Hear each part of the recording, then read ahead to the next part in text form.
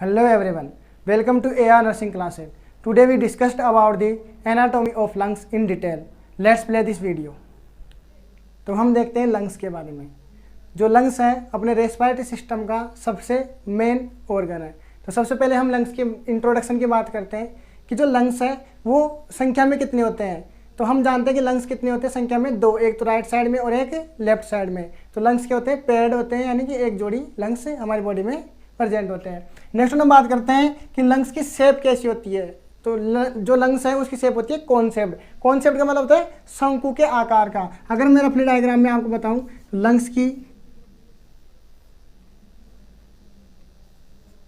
इस टाइप की क्या होती है, शेप होती है, यानी कि शंकु आकार के क्या पाए जाते हैं, अपने लंग्स से पाए जाते हैं। नेक्स्ट है कि लंग्स की जो कलर है वो क्या होता है। तो जो लंग्स का जो न्यू बॉर्न जो बेबी होते हैं उनके लंग्स का कलर कैसा होता है, पिंकिश कलर होता है, यानी थोड़ा थोड़ा क्या होता है, गुलाबी रंग का कलर होता है। लेकिन जैसे जैसे हम एनवायरनमेंट में सर्वाइव करते हैं पोल्यूशन के कारण जो लंग्स है धीरे धीरे क्या होते जाते हैं, थोड़े थोड़े ब्राउनिश होते हुए ब्लैकिश होते जाते हैं। लेकिन जो न्यू बॉर्न बेबी होता है उसका लंग कैसा होता है, अपने पिंकिश कलर का। नेक्स्ट हम बात करते हैं कि जो लंग्स है इसका वेट कितना होता है। तो हम सब जानते हैं कि हमारे लेफ्ट साइड में क्या पाया जाता है, हार्ट, ठीक है। तो लंग्स के जस्ट पास्ट में होता है मीडियस्टिनम में। तो जो राइट लंग्स होता है उसका तो जो वेट होता है वो कितना होता है, 625 ग्राम। लेकिन जो अपना लेफ्ट लंग्स होता है उसका वजन होता है 570 ग्राम। क्यों? क्योंकि यहाँ पे क्या पाया जाता है, हार्ट पाया जाता है, जिसकी वजह से जो अपना लेफ्ट लंग्स है इसका जो आकार है वो क्या हो जाता है, थोड़ा छोटा हो जाता है, जिसकी वजह से उसका वजन भी क्या हो जाता है, कम हो जाता है। तो ये हो गए इनके वेट की बात। नेक्स्ट हम बात करते हैं इसकी पोजीशन की, कि जो लंग्स है वो कहाँ पे सिचुएटेड रहते हैं। तो सबसे पहले हम देखेंगे जो लंग्स है वो कौन सी कैविटी में सिचुएटेड है, अपने थोरेसिक कैविटी में, ठीक है। थोरेसिक कैविटी आप सब जानते हैं एब्डोमेन और नेक के बीच वाली जो कैविटी है, जो पसलियों का एक क्या है, केज है, उसको हम क्या बोलते हैं, थोरेसिक कैविटी। तो इस थोरेसिक कैविटी में अपने क्या सिचुएटेड है, लंग्स सिचुएटेड होते हैं, ठीक है। हम बात करते हैं इसके बिगिनिंग पॉइंट की, यानी कि जो लंग्स है वो कहाँ से लेके कहाँ तक इनकी पोजीशन होती है। तो बिगिनिंग पॉइंट यानी इसका जो प्रारंभिक बिंदु है वो क्या है। तो जो लंग्स है वो रूट ऑफ नेक, यानी कि जो नेक का रूट है, यानी कि जड़ होती है नेक की, वहाँ से लेके ये कहाँ तक होते हैं, अपने डायफ्राम तक सिचुएटेड रहते हैं। अगर मैं दूसरी लोकेशन बताना चाहूँ तो जो लंग्स हैं अगर बिगिनिंग पॉइंट की बात करें तो जो अपनी क्लेविकल बोन है, क्लेविकल बोन इससे 25 mm 25 mm क्या रहते हैं, ऊपर की साइड रहते हैं, ठीक है। और वहाँ से लेके जो अपना डायफ्राम है, जो डायफ्राम क्या एक मसल्स है, वहाँ तक ये सिचुएटेड रहते हैं। तो इसकी जो बिगिनिंग और एंडिंग पॉइंट क्या हो गई, root of neck to diaphragm, ये क्या होते हैं, सिचुएटेड रहते हैं। नेक्स्ट हम बात करते हैं इसकी ग्रोथ स्ट्रक्चर की। तो लंग्स में कौन कौन सी मेनली स्ट्रक्चर होती है। तो सबसे पहले हम देखते हैं अपेक्स, ठीक है। तो लंग्स है उसका अपेक्स कौन सा होता है। तो लंग्स का जो ऊपर वाला जो सुपीरियर पोर्शन है, ये राउंड शेप में आपको दिखाई दे रहा होगा, ये जो सुपीरियर राउंड शेप का जो पोर्शन है इसको हम क्या बोलते हैं, अपेक्स, यानी इसका सिरा कहते हैं।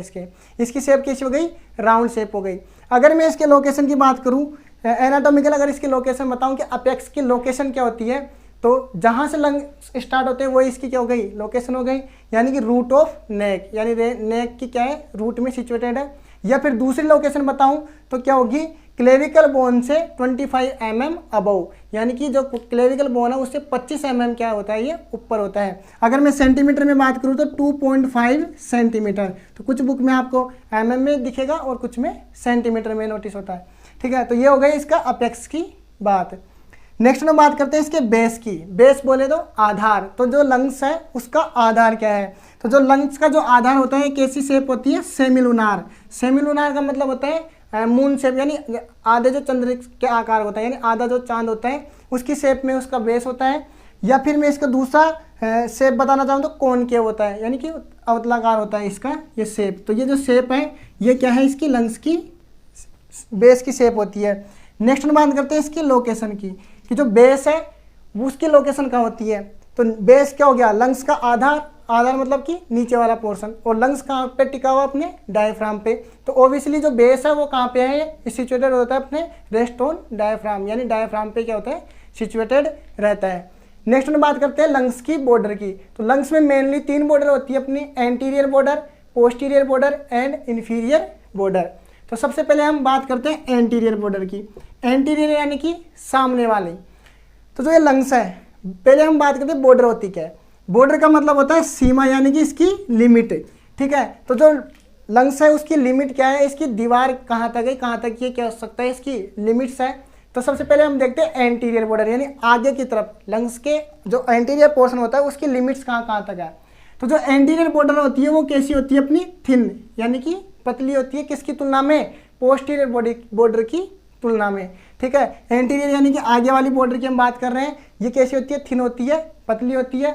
अब हम बात करते हैं लंग्स के अनुसार, लंग्स कितने हो गए, 2 राइट साइड में और एक लेफ्ट साइड में।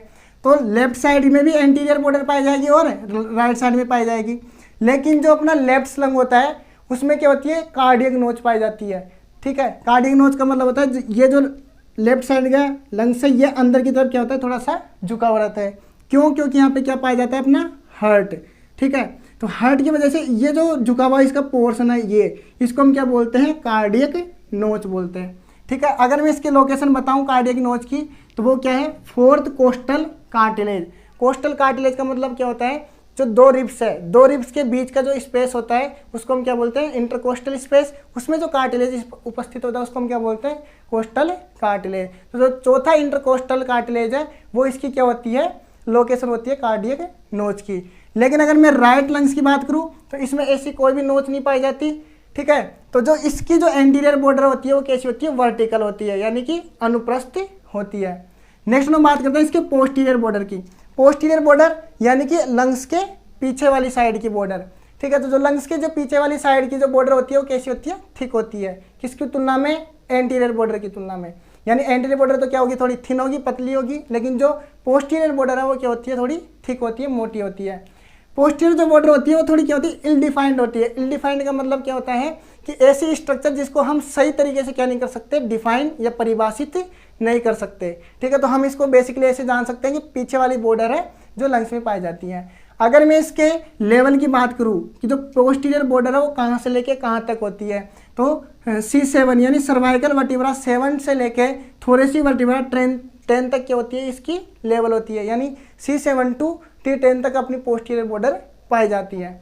नेक्स्ट हम बात करते हैं इन्फीरियर बॉर्डर। इन्फीरियर यानी कि नीचे वाली जो बॉर्डर है, ये वाली जो बॉर्डर है नीचे की तरफ, ये लाइनिंग जो इसकी ये लिमिट है वो क्या होता है, इसको हम बेसिकली किस में कन्वर्ट कर सकते हैं, बेस में। हमने अभी बेस पढ़ा था। तो जो इन्फीरियर बॉर्डर है इसको हम ओबियसली क्या कर सकते हैं, बेस, यानी कि ये भी किसके ऊपर टिकी हुई थी, अपने डायफ्राम पे, ठीक है। और साथ में इसके साथ जो कोस्टल सरफेस है यानी कोस्टल मसल्स है वो क्या करती है, इसका फॉर्मेशन करती है। तो आज हमने बात की लंग्स के इंट्रोडक्शन और साथ में इसकी पोजीशन और ग्रोथ स्ट्रक्चर की।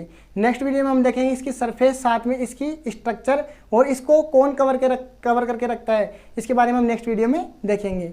तो आज तक का वीडियो यहीं तक था। अगर इस वीडियो से रिलेटेड आपको कोई भी क्वेरी या डाउट्स हो तो आप कमेंट बॉक्स में कमेंट कर सकते हैं। Thank you for watching this video.